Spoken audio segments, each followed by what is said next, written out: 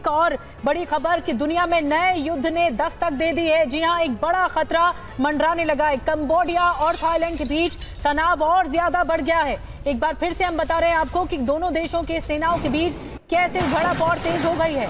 Rocket artillery तक का इस्तेमाल किया जा रहा है दोनों मुल्कों की ओर से।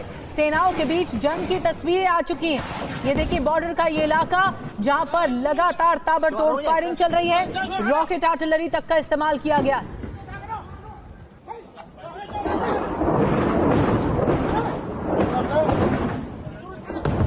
और हमारे सहयोगी निशांत चतुर्वेदी इस वक्त और ज्यादा जानकारी के साथ जुड़ गए हैं। निशांत, एक नए युद्ध की दस्तक है ये, इस वक्त क्या जानकारी मिल रही है? दोनों ओर से सेनाएं भिड़ गई।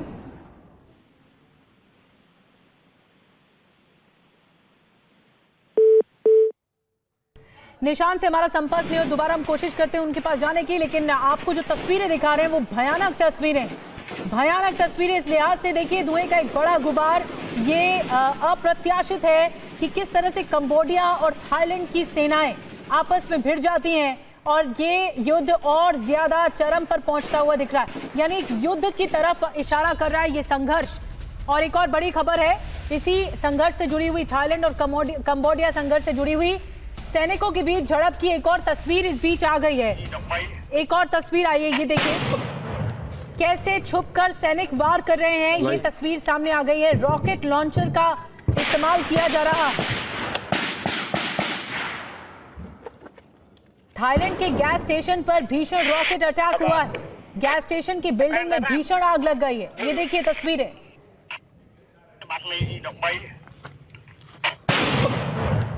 ये तनाव चरम पर पहुंचता हुआ दिख रहा है। दोनों मुल्कों के बीच में सीमा को लेकर दरअसल विवाद है, बॉर्डर का विवाद है और बॉर्डर पर ही दोनों सेनाएं आमने सामने इस वक्त भिड़ती हुई दिख रही हैं।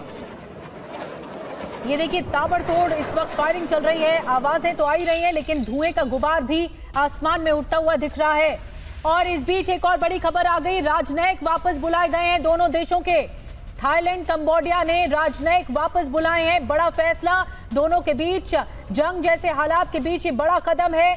दोनों देशों की सेनाएं आपस में भिड़ती हुई दिख रही हैं और राजनयिकों को भी एहतियातन बुला लिया गया है। हमारे सहयोगी निशांत एक बार फिर हमें ज्वाइन कर चुके हैं। निशांत, ये बड़ी लड़ाई छिड़ती हुई दिख रही है। ऐसा लग रहा है कि इमरजेंसी जैसे हालात हैं, तनाव बढ़ चुका है। देखिए, आप जो बात कर रही हैं थाईलैंड की, सबसे पहले अगर हम थाईलैंड की बात करें तो वहां पर हालात पिछले कई दिनों से काफी ज्यादा टेंस थे।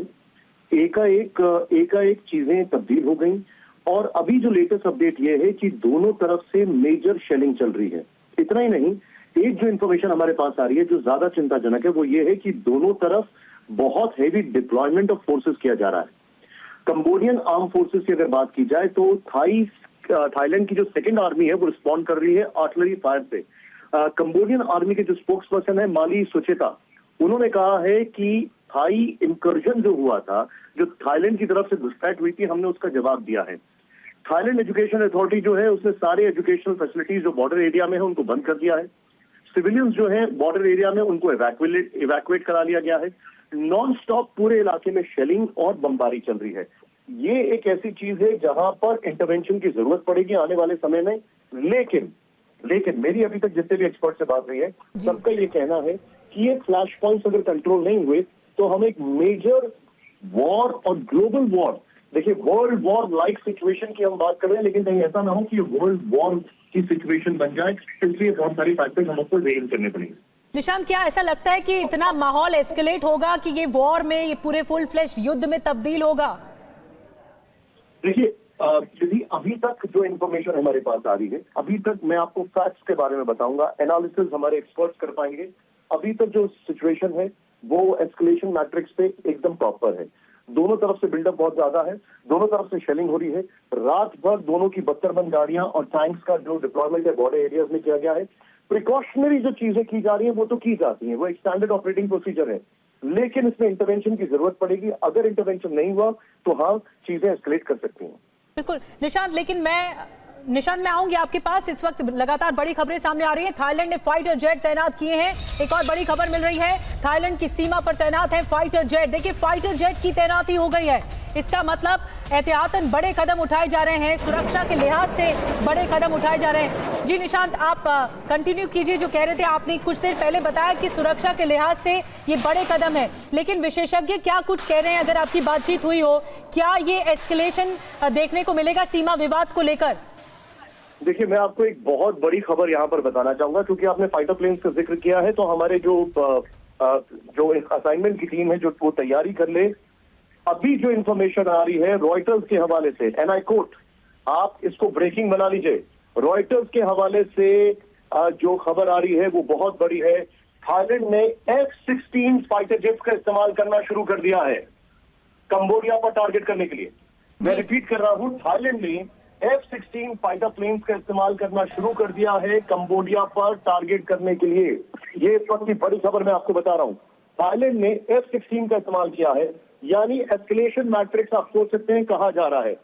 और मैं आपको एक और बात बताना चाहूंगा, यहाँ पर जो एक पुराना टेम्पल है, एंशिएंट टेम्पल है, बताया जा रहा है वहां पर ये उस टेम्पल बताना चाहूंगा, ताओ मॉन थोम टेम्पल जो है वहां पर अब तनाव दिखाई दे रहा है, जो कि एक अलग लेवल पर एस्केलेट हो सकता है। पहला ये कहा जा रहा है, थाई आर्मी का दावा है कि कंबोडियन ट्रूप्स ने पहले फायरिंग की और थाई सोल्जर्स को देखा, फिर थाई सोल्जर्स जो थे उन्होंने एक ड्रोन देखा और 6 आर्मी के सोल्जर्स को देखा कंबोडिया के अप्रोच करते हुए। उसके बाद ये गोलीबारी शुरू हुई है।